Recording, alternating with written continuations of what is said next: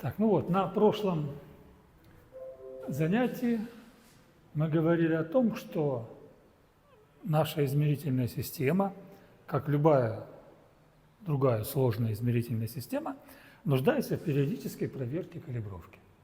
Калибровок у нас несколько. Две простых, мы о них сейчас не будем говорить. А вот третья калибровка, сложная, она должна выполняться, ну так, раз в квартал. Если системы хорошо работают, ничего с ними не случилось, вроде бы все нормально, то она должна выполняться раз в квартал. Если что-то случилось, например, систему уронили, ударили, или она начинает врать, или еще там что-то такое, нужно внеплановую калибровку выполнять. Калибровка сложная, но не в том смысле, что ее трудно запомнить. Это все очень легко, я сейчас расскажу. Она просто занимает времени достаточно много.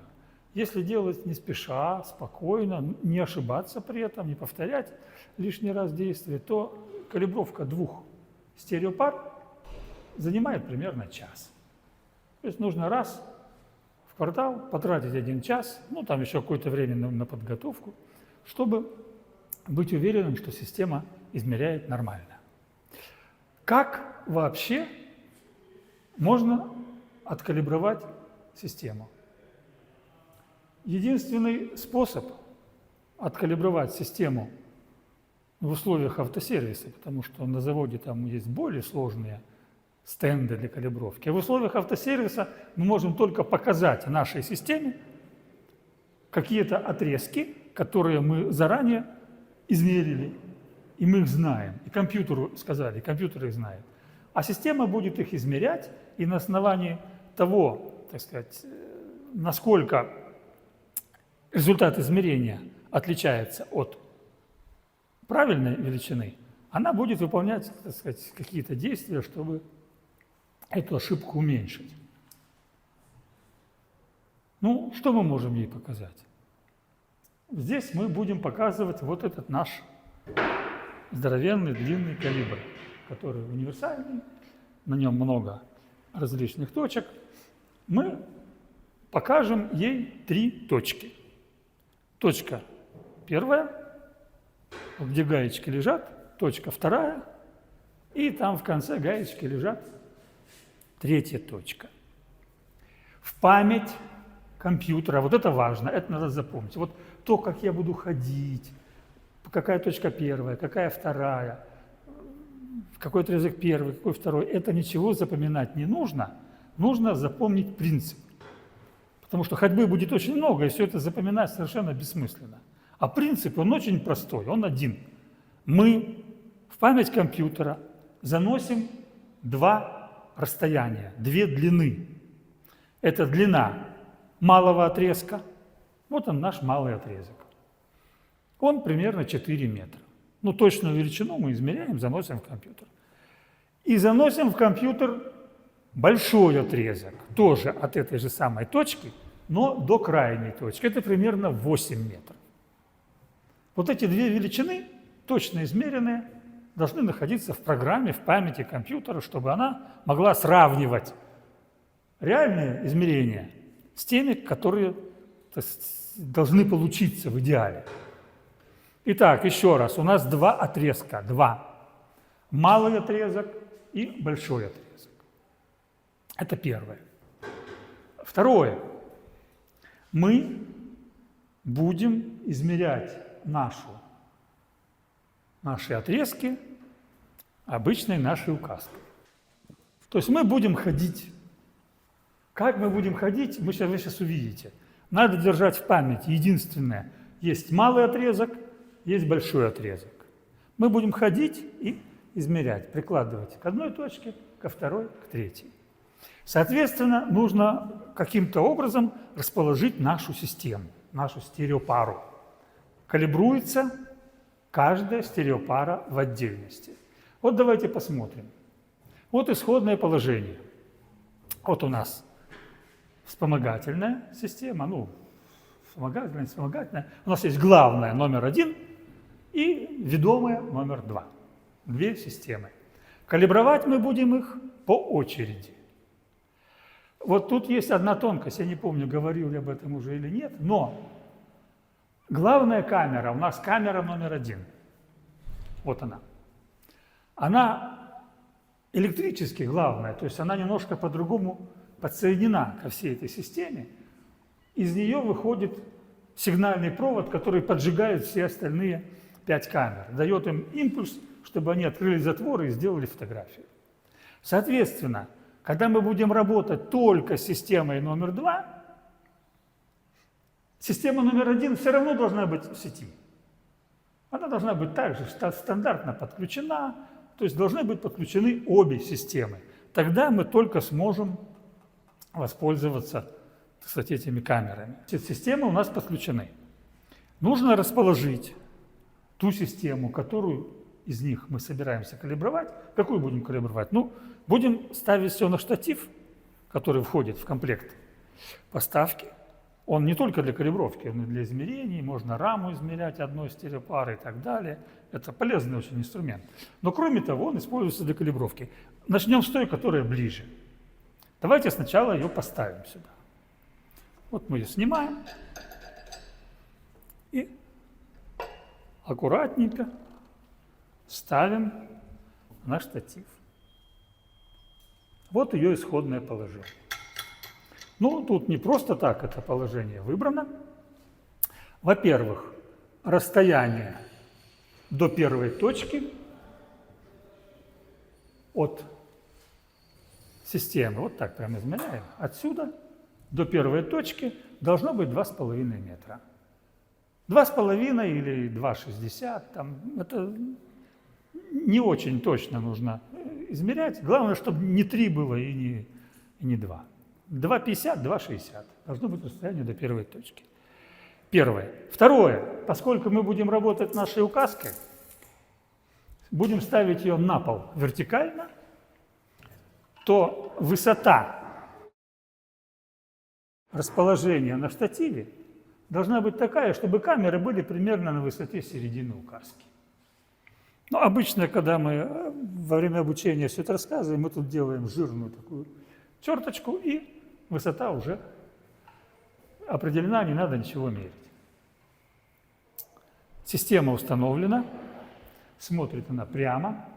Мы готовы к тому, чтобы начать измерение наших точек. Но если мы сделаем только вот промер вот этой линии, этого будет мало, потому что, возможно, с этой стороны кадра и с этой стороны, или там вверх, или вниз, у нас будут области, где измерения были бы неправильными, если бы мы там мерили что-то.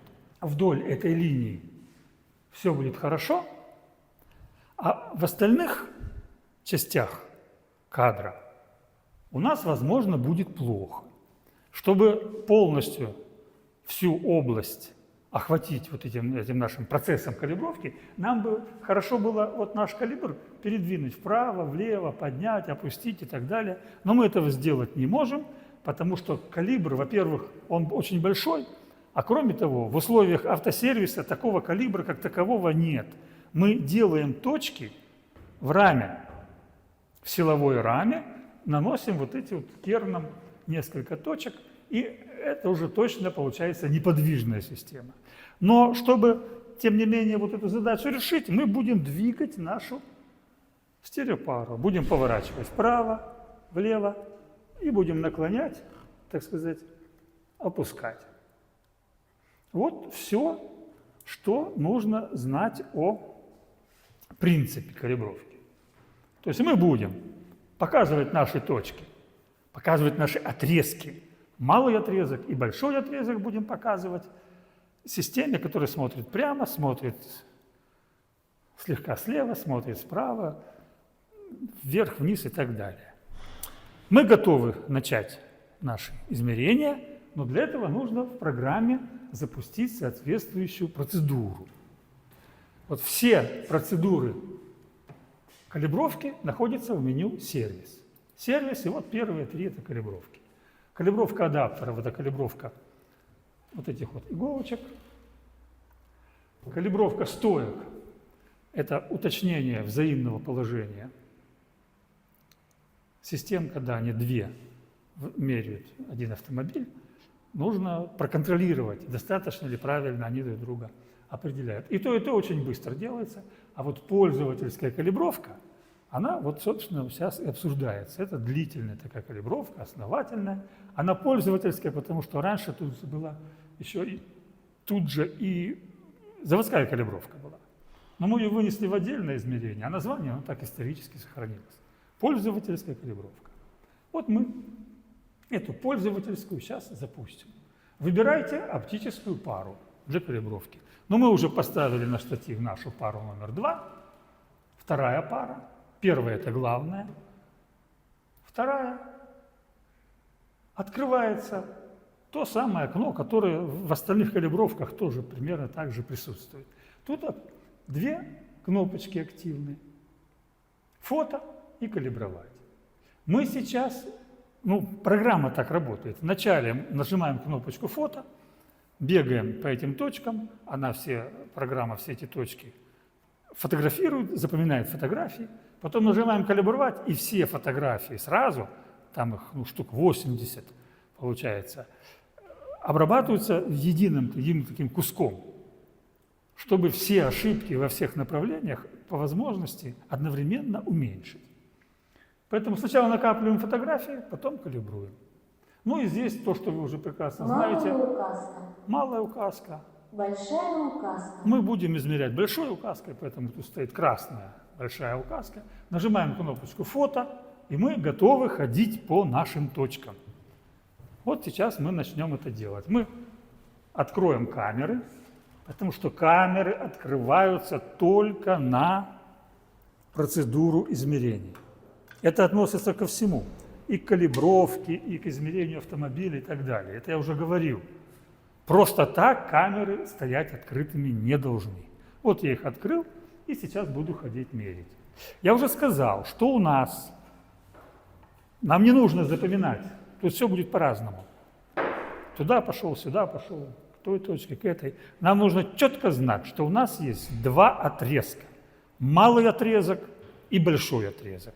Малый отрезок – это от первой точки до средней, большой отрезок – от первой точки до последней. Два отрезка. Вот стоит у нас в каком-то положении система, там 5 положений. Положение прямо, положение вправо, положение влево, положение вверх и вниз. Всего 5 положений.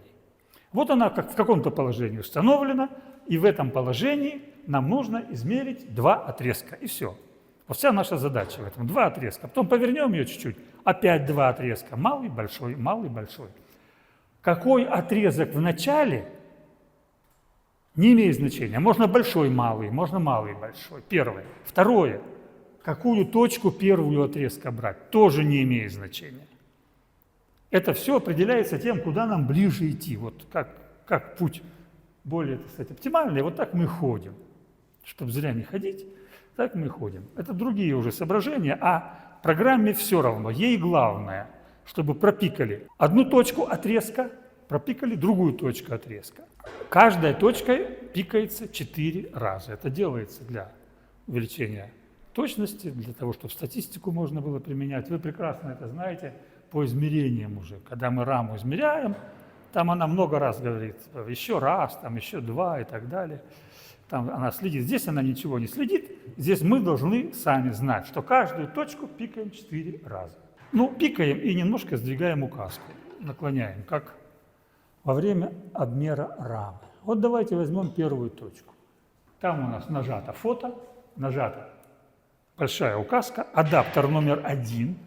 1 – это вот этот, он не подписан, он и у малой указки, и большой. Номер 1 – это тот, который из нее растет, который не снимается.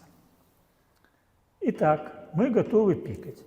Пикаем 4 раза. Можно не отпускать кнопочку, а просто вот так плавно вести указку, чтобы фотографии действительно были разные. Давайте попробуем. Нажимаю. 1, 2, 3, 4 раза. Я 4 раза пикнул эту точку. Теперь я могу пойти пикнуть крайнюю точку.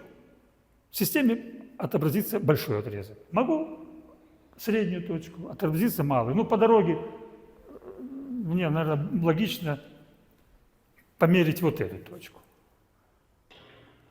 Давайте ее 4 раза пикнем.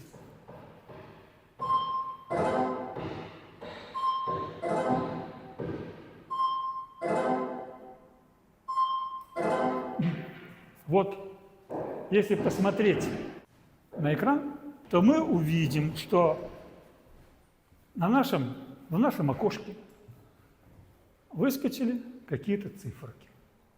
Эти цифры означают, что измеренная величина немножко не совпадает с тем, какой она должно быть. Мы точно знаем расстояние, я уже говорил, мы записали это в память, а у нас получилось меньше на 7 миллиметров. Это миллиметры. Минус 7, значит, короче на 7 миллиметров. Эта табличка, она двойную пользу приносит.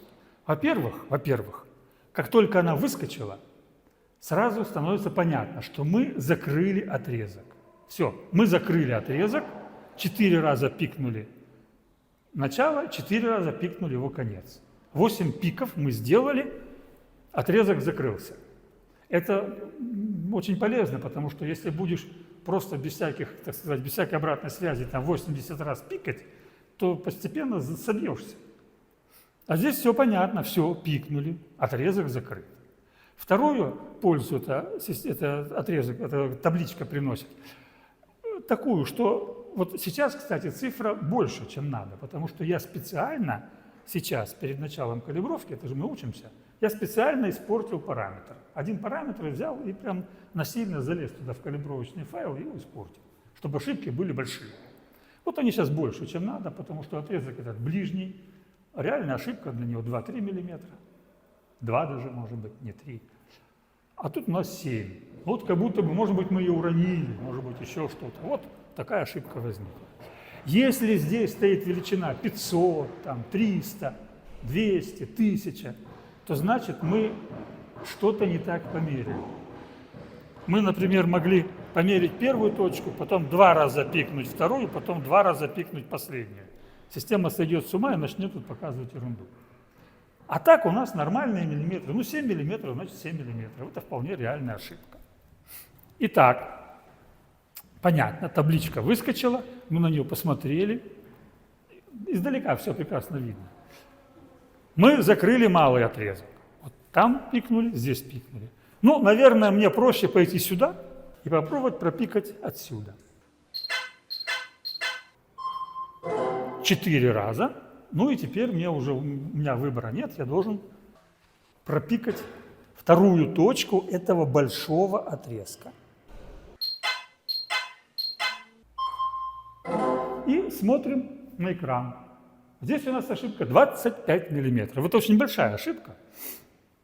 Я говорю, я специально ее сделал, чтобы было видно, насколько эта процедура умеет возвращать, так сказать, параметры к нормальному состоянию.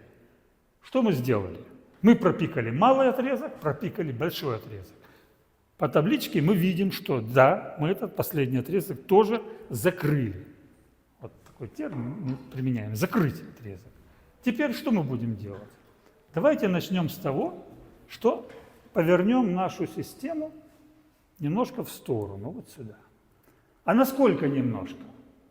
Если мы повернем очень сильно, то точки не будут видны, они в кадр просто не попадут.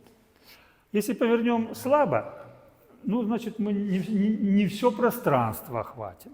Поэтому нужно повернуть так, чтобы там на экране указка была близко, уже к краю была, но за предел не вышла. А вот теперь, когда мы начинаем вертеть систему, тут такой нюанс есть.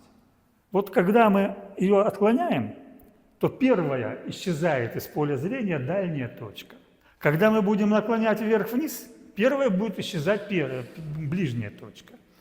А измерение всегда, хоть реальный автомобиль, хоть калибровка, всегда измерение нужно начинать с той точки, которая труднее всего, которая наиболее проблемная. А иначе мы можем много-много-много всего намерить, дойти до последней точки, а она не видна. И придется все сначала. Вот чтобы такого не было, надо начинать с самой трудной.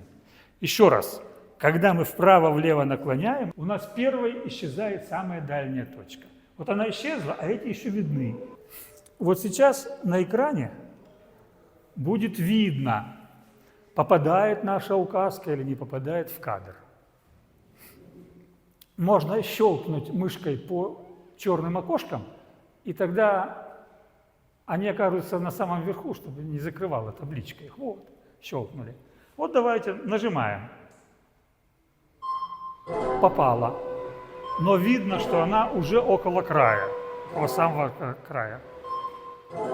4 раза пикнули дальнюю точку. Теперь у нас выбора нет. Будем пикать ближнюю тоже 4 раза. Вот сейчас хорошо было видно, что ближняя, она из кадра не уходит, а вот дальняя, она уже близко к краю. Выскочила табличка. Вон там даже 2 нуля, но это случайность. Там могли быть очень большие цифры, очень маленькие, потому что калибровка этой системы нарушена. Что мы сделали? Мы закрыли большой отрезок. Вот мы здесь закончили. Теперь нам что нужно сделать? Закрыть малый отрезок. Система также стоит, закрываем малый. Поскольку мы тут уже стоим, 4 раза пикнули, отрезок закрылся, а мы еще раз 4 раза пикнем. 4 раза первую точку и 4 раза вторую. И мы закроем малый отрезок. О, выскочила табличка, значит, мы закрыли малый. То есть вначале, что мы сделали? Мы пошли туда, на самый край, потом вернулись сюда, закрыли большой отрезок. Потом отсюда померили и пошли на среднюю точку, закрыли малый отрезок. Все. В этом положении все померено. Теперь мы точно так же, на такой же угол, отворачиваем нашу систему уже в другую сторону. Крайняя точка, которая самая проблемная, может быть, окажется не видна. Видите, ни в одной камере не видна. Ну, может быть, чуть-чуть отодвинем. О, здесь видна. Это значит, что я находился на самом краю. Здесь уже не видно указку, а здесь еще видно. Это хороший такой случай. Одну точку мы взяли, сейчас вторую возьмем. Выскочили ошибки. Ошибки замечательные, 60 миллиметров, но это потому, что я испортил специальный параметр. Мы что сейчас пропикали? Большой участок. Пошли дальнюю точку, пикнули, ближнюю точку. Это большой участок. Закрыли, табличка выскочила. Закрываем малый участок, снова 4 раза пикаем.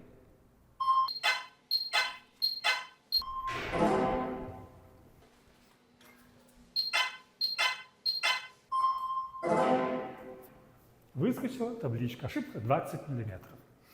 Все нормально. Ну не 500, 20. 20, значит, наша система подбирает. Мы сейчас ее будем исправлять. Что нам теперь нужно сделать? Мы промерили прямой, так сказать, отрезок. Этот отрезок вправо и влево тоже промерили. Теперь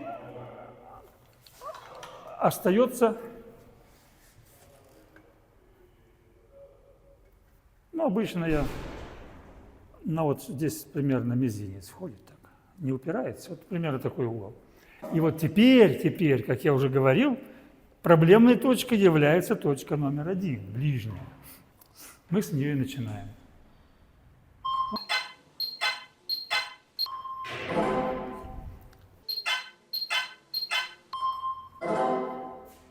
Выскочила табличка, значит, мы закрыли малый отрезок.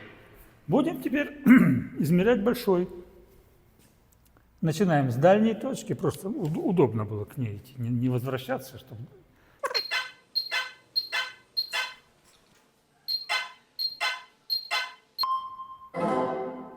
Табличка выскочила.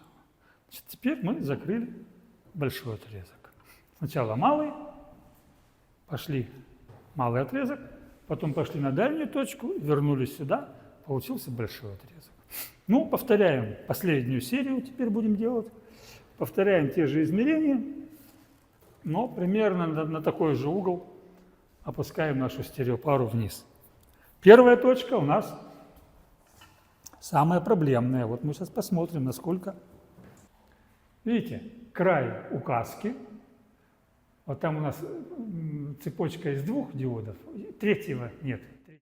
Значит, чтобы они появились, нужно чуть-чуть уменьшить угол. Вот я чуть-чуть уменьшу угол. Давайте посмотрим теперь на экран. О, теперь все в порядке. 4 раза. Ну, следующие точки все уже будут видны без проблем. Когда вверх-вниз наклоняем, самое проблемное первое.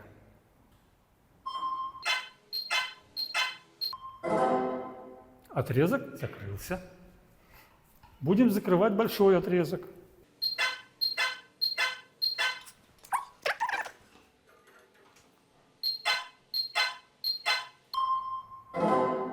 Табличка выскочила. Все, мы закончили наши измерения. Значит, что мы делали во время этих измерений? Еще раз давайте вспомним. Мы при каждом положении стереопары, а их 5, так сказать, прямое положение, положение вправо, положение влево, положение вниз и вверх. В каждом из этих положений, в каждом из 5, мы показывали ей 2 отрезка. Малый отрезок, который тут вблизи находится, и большой отрезок. И все, больше мы ничего не делали. Поэтому запоминать, как ходить, так сказать, и так далее, это совершенно не нужно. Нужно просто помнить малый отрезок и большой отрезок. Или, наоборот, большой отрезок, малый. Либо лишь бы оба отрезка были показаны. Давайте теперь идем к нашей программе и будем заставлять ее рассчитывать. На основании фотографий рассчитывать новые какие-то свои коэффициенты. Вот теперь нам пригодится очень кнопочка «Калибровать». Нажимаем «Калибровать». Ну, как всякое серьезное действие, эта кнопка сопровождается запросом на код доступа. Все калибровки запрашивают код доступа. Тут даже написано, что нужно связаться с разработчиком. Но на самом деле с нами связываться не нужно. Код доступа лежит по кнопке «Пуск». Вот он, код. Это самое первое, обычно мы устанавливаем. Самое первое, вот она, код. Нажимаем код.